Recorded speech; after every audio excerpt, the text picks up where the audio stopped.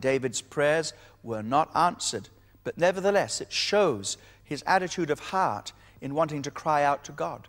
In Psalm 51, one of the only 5 psalms to be entitled a prayer, was written by David exactly at that time. Have mercy on me, O God, according to your loving kindness, according to the multitude of your tender mercies. Blot out my transgressions, wash me thoroughly from my iniquity, and cleanse me from my sin.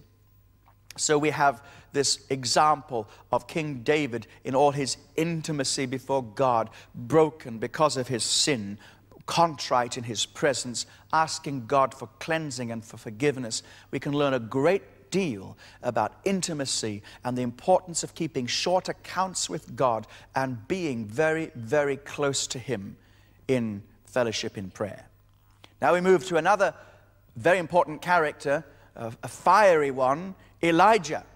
During this period of time, the period of the kingdom, we find the prayers recorded in these kingdom books, sometimes great prayers of confrontation. Both Elijah and his successor Elisha were great intercessors.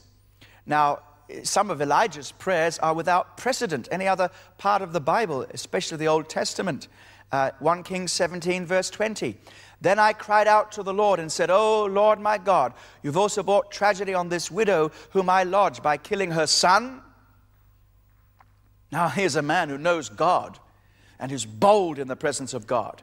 And that was the introductory prayer which led to the first recorded resurrection from the dead.